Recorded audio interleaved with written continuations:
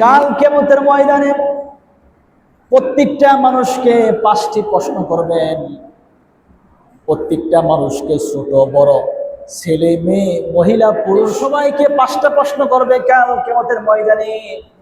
তোর মধ্যে 1 নাম্বার প্রশ্ন হলো, তোমার সারা জীবন 60 বছর, 70 বছর, 80 বছর, 120 বছর, 150 বছর তোমাকে আমি হায়াত দিয়েছিলাম 80 বছর পর্যন্ত।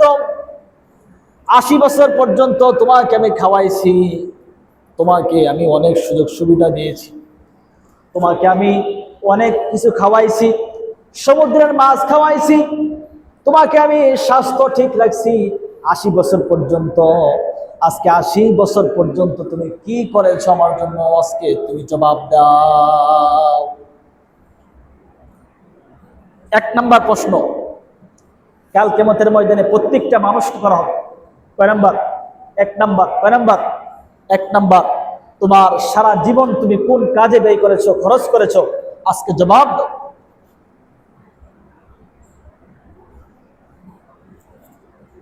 2 নাম্বার প্রশ্ন করা হবে কাল কিয়ামতের ময়দানে। আল্লাহ রাব্বুল আলামিন সকল মানুষকে 2 নাম্বার প্রশ্ন করবেন,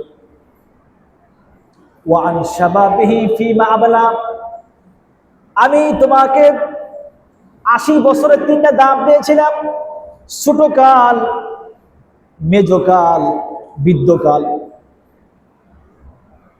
একটা হলো ছোটকাল, আরেকটা হলো যৌবনকাল, আরেকটা হলো বৃদ্ধাকাল। এই 3টা কাল দিয়েছিলাম। 3টা কালের মধ্যে যৌবনকাল তুমি কোন কাজে ব্যয় করেছো, খরচ করেছো, আজকে বলো। যৌবনকাল সম্পর্কে আল্লাহ তাআলা প্রশ্ন করবেন সবাইকে কাল কিয়ামতের ময়দানে। সকল মানুষকে যৌবনকাল সম্পর্কে প্রশ্ন করা হবে। যৌবনকাল, আল্লাহ রাব্বুল আলামিন বলবেন, তুমি তোমার যৌবনকালে তুমি কার ইবাদত বন্দী করেছো, তুমি কিভাবে যৌবনকালটা তোমরা অতিক্রম করেছো বলো।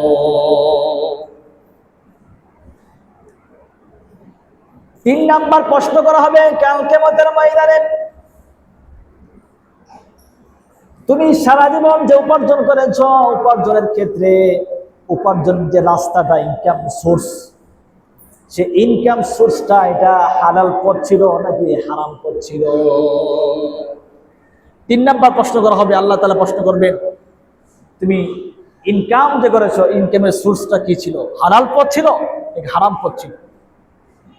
আজকে বলতে হবে। হারাম নাকি হালাল ছিল এটা বলতে হবে। আল্লাহ তাআলা বলবেন 3 নাম্বার প্রশ্ন সকল মানুষকে, তুমি খাবার খেয়েছো, তোমার পরিবার পরিজনকে খাবার খাওয়াইছো, ইনকাম সোর্স কি ছিল? হালাল পথ ছিল নাকি হারাম পথ ছিল?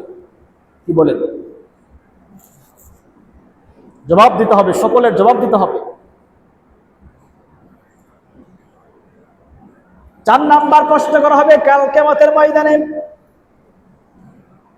তুমি যে ইনকাম করেছো, ইনকাম যে ব্যয় করেছো, খরচ করেছো, এই খরচ করার খাতটা এটা হালাল পথ ছিল নাকি হারাম পথ ছিল? কয় নাম্বার প্রশ্ন? কয় নাম্বার? 4 নাম্বার প্রশ্ন করা হবে, তুমি যে ইনকাম করেছো, এত কষ্ট করে সারাদিন 24 ঘন্টা ইনকাম করেছো, আল্লাহর জন্য হোক অথবা মানুষের জন্য ইনকাম করেছো, পরিবার পরিজনের জন্য ইনকাম করেছো, ইনকামের ব্যয়টা, খরচের খাতটা হালাল পদ্ধতি ছিল নাকি হারাম পদ্ধতি ছিল? 4 নাম্বার প্রশ্ন। কয় নাম্বার? 4 নাম্বার। 5 নাম্বার প্রশ্ন করা হবে, ওয়ামাযা আমিলা ফীমা আলিমা। তুমি দুনিয়ার মধ্যে যা কিছু জানতে, তার উপর তুমি কতটুকু আমল করছো? তুমি জানতে নামাজ ফরজ, তুমি জানতে মিথ্যা কথা বলা যাবে না, তুমি জানতে নামাজ কায়দা করা যাবে না, রোজা রাখতে হবে, রোজা ভাঙা যাবে না, তুমি জানতে হালাল পথে চলতে হবে, তুমি জানতে হারাম পথ থেকে দূরে থাকতে হবে, সরে থাকতে হবে, তুমি না জানতে পরিবার পরিজনকে খাওয়াইতে হবে, এটা তোমার দায়িত্ব জানতে, পিতামাতার খেদমত করতে হবে, এটা তুমি জানতে, মাতা পিতাকে সম্মান করতে হবে, এটা তুমি জানতে, এই সমস্ত বিষয়গুলো তুমি জানতে, তার উপর কতটুকু আমল করেছো আজকে বলো। প্রশ্ন কয় নাম্বার? 5। কয় নাম্বার? 5 নাম্বার প্রশ্ন। তাহলে কাল কিয়ামতের ময়দানে প্রত্যেকটা মানুষকে, পুরুষ নারী ছোট বড় সবাইকে 5টি প্রশ্ন করা হবে। কয়টি? 5টি। কয়টি? 5টি। 1 নাম্বার, তোমার সারা জীবন তুমি কোন কাজে ব্যয় করেছো? 2 নাম্বার, তোমার যৌবনকাল তুমি কোন কাজে ব্যয় করেছো? 3 নাম্বার, তুমি যে ইনকাম করেছো, ইনকামের সোর্স হালাল পথ ছিল নাকি হারাম পথ ছিল? 4 নাম্বার, তুমি যে ব্যয় করেছো, খরচ করেছো তোমার পরিবারের জন্য, তোমার পিতামাতার জন্য, নিজের জন্য, সন্তানের জন্য, এই পথটা কি হালাল ছিল নাকি হারাম ছিল? 5 নাম্বার প্রশ্ন করা হবে, তুমি দুনিয়ার ভিতরে সব কিছু জানতে, তুমি যতটুকু জানতে তার উপর কতটুকু আমল করেছো? কি বলে? আল্লাহ তাআলা আমাদেরকে কাল কিয়ামতের ময়দানে কতদিন পর, লক্ষ লক্ষ বছরের পর যে প্রশ্ন করবেন, সেই প্রশ্নগুলা এখনই তিনি আউট করে দিয়েছে। সুবহানাল্লাহ বলতেন না? প্রশ্ন করবেন লক্ষ লক্ষ কোটি কোটি বছর পর, সেই প্রশ্নগুলো আল্লাহ তাআলা আউট করে দিয়েছেন আমাদেরকে। 5টা প্রশ্ন করবেন কাল কিয়ামতের ময়দানে, আর 3টা করবেন কবরের ভিতরে। কবরের ভিতরে কয়টা করবেন? কয়টা? 3টা। আর কাল কিয়ামতের ময়দানে 5টি প্রশ্ন করা হবে। প্রশ্ন আউট। দুনিয়ার পরীক্ষার মতো না, আল্লাহ তাআলার প্রশ্ন উত্তর দুনিয়ার পরীক্ষার মতো না। আল্লাহ তাআলা রেজাল্ট দিবেন দুনিয়ার পরীক্ষার মতো না। আল্লাহ রাব্বুল আলামিন চান যে প্রত্যেকটা বান্দা যেন জান্নাতি হয়। আল্লাহ রাব্বুল আলামিন চান প্রত্যেকটা মানুষ, মহিলা পুরুষ ছোট বড় সবাই যেন জান্নাতে অর্জন করতে পারে, জান্নাতে যেতে পারে। এটা আল্লাহ তাআলার আশা, মনের আশা।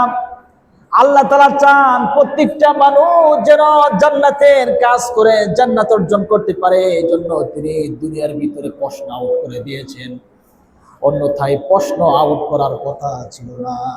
কি বলে, ঠিক কিনা? স্কুলের মধ্যে, মাদ্রাসার মধ্যে প্রশ্ন আউট হয় না।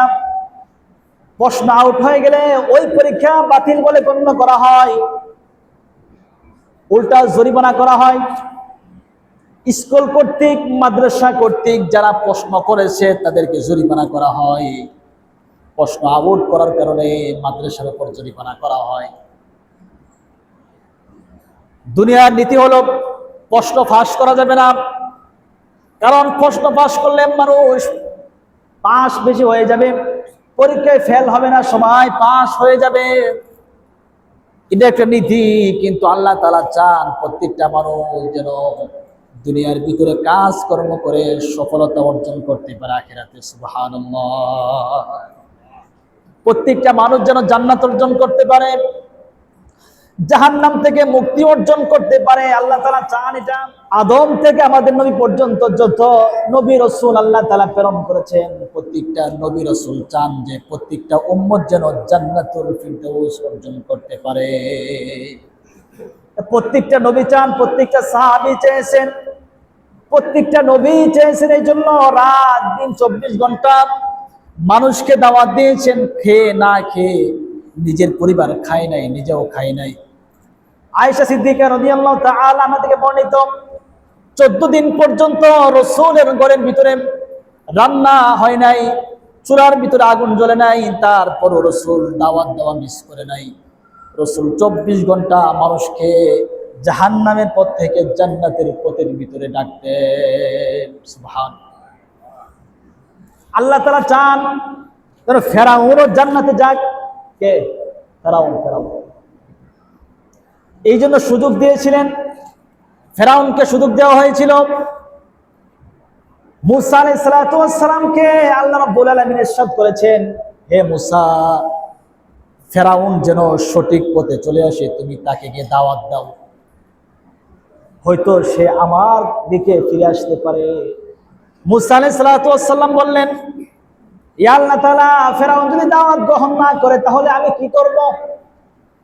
আল্লাহ রাব্বুল আলামিন বললেন, না, তোমার কাজ দাওয়াত দেওয়া, আর আমার কাজ হলো হেদায়েত দিয়ে দেওয়া।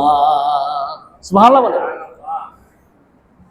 রাসূল পাক সাল্লাল্লাহু আলাইহি ওয়াসাল্লাম তার চাচা আবু তালেবকে মৃত্যুর সময় দাওয়াত দিয়েছিলেন, মৃত্যুর সময় কালিমার তালকিন করতেছিলেন।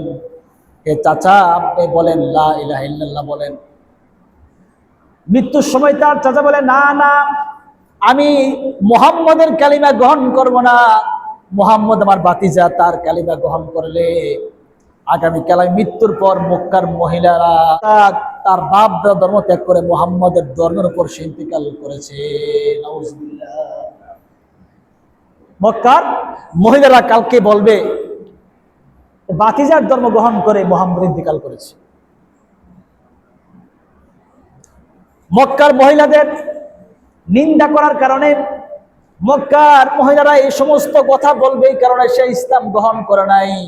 অথচ রাসূল পাক সাল্লাল্লাহু আলাইহি ওয়াসাল্লাম 24টা ঘন্টা দাওয়াত দিয়েছেন। সুবহানাল্লাহ।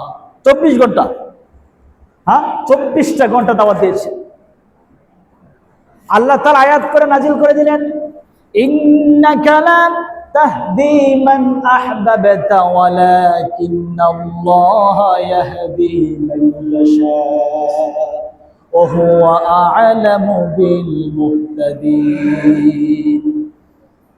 হে নবী রাসূল মুহাম্মদ, তুমি যাকে পছন্দ করো তাকে তুমি ঈমানদার করতে পারবে না, কিন্তু আল্লাহ যাকে পছন্দ করে তাকে ঈমান তার ভিতরে প্রবেশ করে দিবে। সুবহানাল্লাহ। তুমি যাকে পছন্দ করো তাকে তুমি ঈমানদার করতে পারবে? বলেন পারবে না।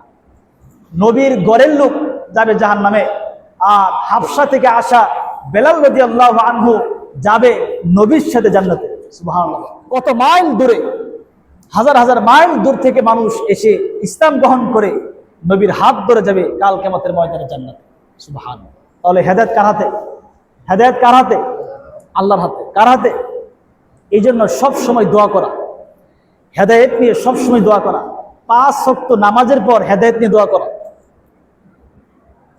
আল্লাহ তাআলা দোয়া শিক্ষা দিয়েছেন আমাদেরকে, সূরা আল ইমরানের ভিতরে নিয়ে আসছে। আল্লাহ তাআলা বলেন, রব্বানা লা তুযিগ কুলুবানা বা'দা ইয হাদাইতানা ওয়া হাব লানা মিন লাদুনকা রাহমা ইন্নাকা আনতাল ওয়াহ্হাব। তোমরা সব সময় দোয়া করো, আল্লাহর কাছে দোয়া করো, হে আল্লাহ, ইসলাম গ্রহণ করার পর, ইসলাম মানার পর, ঈমান আনার পর যেন আমরা যেন হেদায়েত থেকে বিচ্যুতি না হয়ে যাই, হেদায়েত থেকে দূরে সরে না যাই। এই দোয়া তোমরা সব সময় করো, কারণ কার হেদায়েত কখন সরে যায়, কার হেদায়েত কখন দূরে সরে যায়, আর সে কখন জাহান্নামের ভিতরে চলে যাবে, এটা সে কখনোই বলতে পারবে না। পারবে? বলতে পারবে? এই জন্য হেদায়েতের উপর যেন আমরা ঈমানের উপর অটল অবিচল থেকে যেন ইন্তেকাল হয়, মৃত্যুবরণ হয়। আল্লাহ তাআলা সবাইকে তৌফিক দান করুন। সকলে বলে আমিন।